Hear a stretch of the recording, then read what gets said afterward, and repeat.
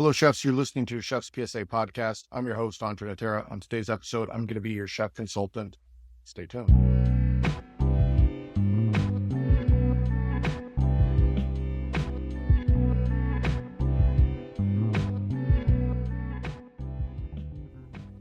So before we get started, let me give you a brief update on things that I've been up to. I think first and foremost, I should tell you, I spent the whole fucking day editing. I just wrapped up the Bad Sue Good Chef book. It was a lot of work. I spent a lot of time editing. I proofread it. I read it again. I put it through an editor, and it's done. And most likely, I'll publish it mid next week. By Friday, it'll be out. If you follow me on Instagram, I'll announce the day that it's live on Amazon, that you go get the paperback. Most likely, I'll put an ebook on Gumroad available for downloads. The reason I do it on Gumroad is because I think the quality is better than an ebook on Amazon, but I will also do an ebook on Amazon. Then we'll immediately get into the production of the audiobook. But the premise in the book, for those of you that have been following along, it's a conversation between two chefs. It is fiction. My first try at fiction, I don't know if it's good. I like it. Anyway, I think it was inspired by a lot of the Q&As that I do on Sundays. So if you follow me on Instagram, you know that I do a Cigar Sunday Q&A. It's the opportunity that you all have to interact with me. I used to do Q&A on the podcast, but it's just easier for me to do them weekly. I get to smoke my cigar, have a whiskey, chill, answer questions, engage with you all. But that was really the inspiration behind the book, was these Q&As. I noticed a lot of the same questions come up, and it's an opportunity for me to address them, when I'm sitting down, longer format, and I'm actually thinking about my answers, and it's not whiskey influenced, I should say. But anyway, this is the fifth book in the Chef's PSA series. It's very different from all of them. It's unique. It's going to stand on its own. And it's a conversation format. So if you like that style, I think you'll like this book a lot. I know the few people that I've given it to proofread and to get feedback from, they really enjoy it. So I'm hoping that you all enjoy it. There's a lot of good information in there in terms of leadership and a lot of questions that people have when they're new into a sous chef position. Some other things that I'm up to is I will be doing a guest chef dinner in Dallas pretty soon with some great chefs. Part of the Texas Food and Wine Alliance, more to come, but we'll be cooking over at Jose with Anastasia Quinones. She's a James Beard nominated chef. She's fantastic. Good friend. She makes great food. And I think the other day, her and I were talking. I said, look, I'm retired, but I'm helping organize the dinner. I said, I'm retired, but if you need an extra chef, I'll come out of retirement for you. She's like, you'll come out of retirement for me? I said, yeah, I'll come out of retirement for you. I think she was being sarcastic. But anyway, I'm coming out of retirement so far. One day only. I'm going to go cook with her and some other chefs. I think it'll be fun. So if you're going to be in Dallas in the area, you should go to that dinner and support Texas Food and Wine Alliance. It's part of the Wine and Dine series that they're doing. Maybe I'll organize a meet and greet afterwards, and maybe we could have a cigar night in Dallas. So anyway, that's coming up in June. Stay tuned for more information. The other thing, little teaser. I'm working on something behind the scenes. One of my favorite chef podcasts is the Susio podcast, Susio Talk. David Susio. I enjoy listening to that podcast, and we've gotten to know each other over the course of time. We talk a lot on the phone, and we've wanted to do a collaboration for some time, but we're just never at the same city at the same time where we could just sit down. We want to do it face-to-face, so instead of over Zoom. And so we're working on something. I can't tell you what we're working on, but I think it's going to be fun because a lot of people message me and say, you need to listen to the Susio podcast. I'm like, I already listened to the Susio podcast. I'm a fan.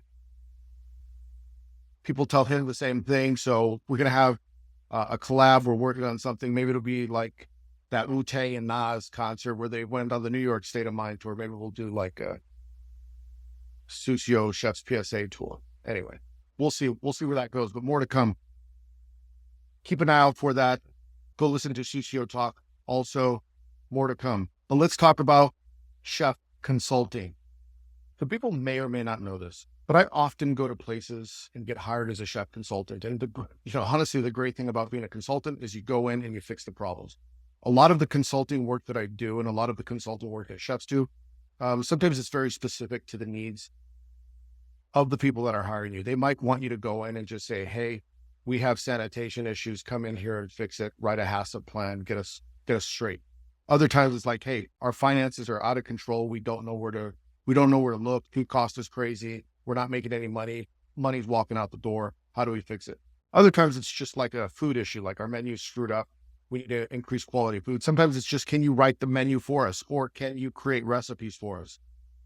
Other times it's like, can you come in and be a mentor for the chef? And I hate to say hold hands, but just kind of hold hands, get them up to speed, put some training wheels on, and get them on the right path. And other times it's like, we don't have a chef. We don't know what we're doing. Fix it. Do what you will. I truly do enjoy the consulting work. And I might be giving away some of my consulting secrets today, but this is like a free chef consultation for anyone that's listening. This would be what I would do when I go into a place. So we talked about a couple of different scenarios, but let me go through probably the most common ones that I go through. The most common one that I go through, it's probably two things: fix the food or fix the finances. Usually those are the big two, because that's really what people need to keep the restaurant open and sustainable. It's like the food isn't where it needs to be, or we're not making money like we should. Now, if we're looking at it from a money standpoint, it's usually two things. It's usually either a sales problem or it's a cost problem. It's sometimes easier to fix a cost problem than a sales problem, because there might be a whole lot of reasons. Maybe you got a bad review, maybe you're in a bad location, and you can't fix that quite as easily. But a cost problem, you could go in and you can look at the menu, and then you can start making adjustments to the menu to correct some of those food cost issues. Now, I should say it's not always a food cost issue. Sometimes it's a price issue. So if the food cost is too high, everyone automatically assumes the first thing we need to do is cut costs and lower the food cost. That's not always the case. You could also lower food costs by raising prices. And sometimes people price themselves too low because they think that cheap is good.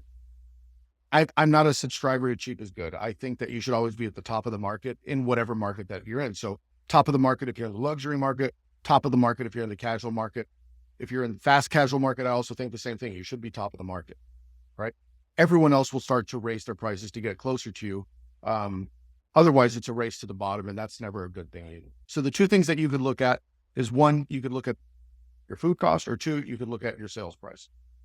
So the first thing I do when I go in is I analyze menus and I analyze the competitive set. So competitive set are other restaurants that you're competing against that are similar in style. And that could be people in your neighborhood, or that could be people, again, I'll use this as an example. If you're going into a hotel and you were analyzing the competitive set, it might be other hotels that are in that same market of the same size, or it might be hotels of that size in another market that's, if you're in a secondary market, it's a secondary market, or a primary market, and so on. And what you're going to want to do is you're going to want to analyze the menu compared to them. So simple things like you create a spreadsheet, you look at the top moving items, and you look and you see, okay, they sell their coffee for this, we sell our coffee for that. And you say, where do we want to be in the market? Sometimes there's a lot of pushback because, like I said, people are reluctant to be top of the market. I always encourage them, you want to be top of the market if you are trying to be the best, right? People pay for the best. Now, if you're not going to back up what you're doing, then maybe you don't want to be top of the market, but that's a whole other conversation. And we'll talk about that when we get into the food quality part. After you've done menu analysis and you've looked at the competitive set, you want to look at where there's opportunities. And there's a tool called menu engineering. And basically what this is it takes the data that you give it. So the menu item, the cost of the menu item, the food cost percent of the menu item, and how much money that menu item brings to the bottom line, and how many of it you're selling. So that way it'll tell you, hey, this menu item is really doing the majority of the lifting for the other menu item. And this menu item, even though it's selling a lot, it's not very profitable. And this menu item over here doesn't sell at all, and it costs you a lot of money. You should take it off the menu, something they would call a dog, right? So when you look at your menu matrix through a menu engineering tool, you want to look at items that are dogs, you want to get rid of them. And you want to look at items that are doing really, really well, like your workhorses, and how do you enhance them? And then you might want to look at items that are very popular, but not very profitable, and think, how can you make them more profitable? Now, I'm not going to teach you how to do that on a podcast right now, because that does require some skills. Maybe you can download a program, or you might need to build it on Excel.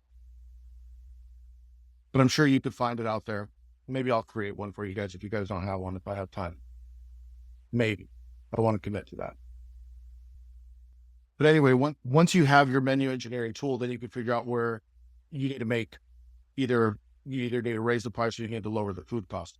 That's one approach. Another very simple approach is, if you're looking at food cost alone, is you could look at, if you want to make an impact, this is what I'll say, you need to fish where the fish are.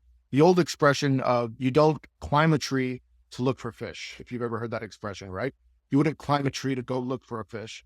And we do that a lot of times. Like, we try and find the problem where there is no problems to be found. So if you're looking for a cost problem, where you would look is, you would say, what are our most sold items? That's where the problem is. Where are the least sold items? That's where the problem is. Because the items that are not moving, like, let's just use this as an example. What's the most expensive thing in your kitchen? It's the thing that is in the trash, because that's 100% food cost waste. If that makes sense, if you're following me here with the logic. So another way to do it is, you would look at your top 10 items that you purchase. So you could run what's called a descending report from a lot of vendors, and it'll tell you, okay, these are the top 10 things that you spend your money on, right? So your biggest spend, maybe it's bacon, maybe it's your proteins. Most likely it's going to be proteins and dairy, seafood, things like that, right? That's what costs the most amount of money. And then you're going to say, okay, if you want to save money, you're going to save dollars in your top spend items. You're not going to save dollars in your low spend items. So for example, if you spend $10,000 a month on beef, on a specific steak, well, if you shave 1 ounce, you're going to save a lot of money on that beef. Or if you switch vendors and you find a lower price beef, you're going to save a lot of money. But let's just say you're spending like $80 a month on salt. And I've seen this before, like, well, if we switch salt brands, we'll save money because this salt is cheaper. It's like, yeah, but you're not spending any money on salt. That's the point that I'm trying to make, is don't climb a tree looking for a fish. Like, you're looking in the wrong spot. Fish where the fish are. So if you want to make an improvement in your cost side, you want to look at the items that are costing you the most amount of money. So look at that descending report, look at that menu engineering tool, and look at the grid and see where you can make the biggest impact, right? Focus on your top 10 items, right? Now, the same sort of principle applies to food quality as well. Now, maybe it's not 10 items. Again, I have no idea how large the menu is that I may be consulting. But if you go into a place and they're like, hey, we need to fix the food quality, if you ran a report through their point of sale system and you looked at what are your most popular items, and you say, we sell these 5 items, right? Well, then those 5 items are driving the majority of the comments that you're getting for feedback. Those 5 items are driving the majority of the complaints that you're getting, right? So you would look at that and then you fix those 5, right? If you went into a restaurant and you said, hey, you're selling 100 burgers a day and you're only selling 10 of everything else, if you just make a better burger, you're going to improve the restaurant. That's it. Like, just focus on that. The problem that we get when we go into consulting is we think that there's like this magic answer and that you got to look somewhere else. It's like, no, you just got to look at the top performing things. And that's where you're going to have your biggest impact. If you want to make the biggest impact right away, you look at the things that either where your greatest dollar spend is, or the items that are selling the most are driving the feedback, right? Negative or positive. That's where you want to look, is, like I said, fish where the fish are. I hope you guys are following my train of thought, because I think I lost my own train of thought here for a second. Now, the other thing that happens when you go into a place and you work as a consultant, sometimes you're going in and you're helping them like shift the kitchen culture, or like I said, you're kind of showing the chef, hey, this is the way it is. And I know this from experience. A lot of places where I go in and they'll say, hey, we need you to consult. We're having problems with the chef. A lot of the problems that I have, and chefs, I know you're listening, right? Only chefs and cooks who are really listening to the show.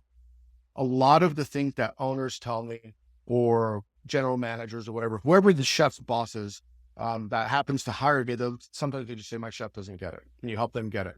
And when I go and I look, it's like, what is it that they don't get? The number one thing that I see that they don't get is they're trying to cook food that is not on the concept. So I'll give you an example. let's just say they have a casual restaurant and maybe it's a mom and pop spot and they just want to do like neighborhood Italian food. And they hire some young up and coming chef with a big ego and they want to do their food, molecular gastronomy, and they got like spaghetti noodles made with hydrocolloids, and it's coming out of a gun, and it's like a noodle made out of gel, and it's like, well, that and it's a Parmesan foam, and they've watched a little too much Massimo Bottura, and they're trying to do that in a neighborhood restaurant instead of just doing the classics that they want.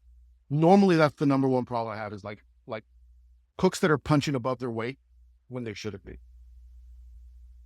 They're normally not making food on the level of the restaurant. And when you do that, let me tell you what it looks like. When you're punching above your weight and you're trying to make something that doesn't fit the concept, it makes the restaurant worse, actually, because the people that are coming in, they're seeing like this local neighborhood restaurant. And then they come in, it's like, I was just looking for chicken parm, and you got me like this, this Parmesan air dish with just the edge of the lasagna. Anyway, you get my point. Is sometimes the food just doesn't make sense for what they're doing. And the owners are like, hey, the chef that we got, they're very creative, they're very energetic, and they want to set the world on fire, but it's just not what the neighborhood wants. That's normally the number one thing that I get from consultants when it comes to, hey, we want you to talk to our chef. It's like that's it. Now I'll talk about this just briefly, because if it's not that the chef is trying too hard and making food that's not on concept, it's usually that the concept is maybe above their skill level, but they really like the chef. So a lot of times you'll see they really like this person. They've been there forever. The chef quit. And then if you've worked in a restaurant, you know how the easiest way to get promoted is like the chef walks off the job. It's like, hey, you're left. You're the new chef. You're the new sous chef, right? You're the last person here. What ends up happening in that situation is maybe this person has been promoted into a position and now they have to do things that they're not used to doing. And that thing that usually throws them off is now they have to create, and they have to create food to the concept that they know how to execute, but they don't know how to create it. Right. And they don't know where to look. And a lot of the times that you go in, it's like, hey, I just need to teach you. Again, I'm using the Italian concept example. I just need to teach you like Italian food. Like, quit thinking about all this other shit that you need to learn. You don't need to learn about French food. You don't need to learn about the latest gimmicks in plating. You don't need to learn about foraging. Like right now, you just need to learn the basics of Italian food. And a lot of times it's like you just got to go to the chef and like, I'm sure you've seen this Gordon Ramsay thing where he puts like bread on their ears and he says, idiot sandwich thing. I'm not saying that they're idiots, but what I am saying is like, they need to turn down the noise. Like they're focusing on all these other things. Like, hey, you just need to focus on this concept, this type of food. Quit worrying about all that other shit. Quit worrying that you don't know this or you don't know that. That is honestly one of the best ways to keep your job, because normally what ends up happening is that chef is stubborn, and then you have to make the recommendation to the owner, like, you might need to part ways with this person. They just don't get it. Anyway, that is my free consulting advice for today. So if you could take anything away from it, it's this. Like, let's summarize it and make it really short and concise. Number one, if you're going to fix the cost, you need to find out where you're going to have the biggest impact. Look at your top items that are sold, or look at the top items where you're spending. That's how you're going to fix cost issues. If it's a sales issue, same thing. Look at the items that are selling, and maybe you need to adjust the price and you need to do a market analysis. If it's a quality issue, look at your bottom selling items and look at your top selling items. That's where you need to fix. If you're the chef and they're bringing someone like me in to come evaluate you, more than likely it's one or two reasons. You're either trying to cook food that is not on concept, or you don't understand the concept and you're thinking about everything else but the concept. Simplify, focus on what it is that you're supposed to do, and do that food and do it extremely well. Don't let your ego get involved and think that you got to set the world on fire in this neighborhood restaurant. Know your audience and cook for them. That's a very fast way to find yourself out of a job. Because at the end of the day, a lot of these people that are hiring consultants, it's normally because there's a problem. And most likely, if they don't turn it around quickly, they're losing money and they may lose their business. Anyway, a free consultation. I should charge you for this podcast. I'm not going to charge you, but what you could do is you could support me by making sure you leave 5 stars on the podcast. If you're watching this on YouTube, because I forget now, I'm on video or Spotify, subscribe, leave the thumbs up or whatever they say on YouTube. Go to chefspsa.com, go get the books. Be on the lookout for the new book that's about to come out. Bad Sue, Good Chef. Big things with Chef PSA meets Susio Talk. Go get the books, go get the merch. We'll see you next week. Hit the porno music.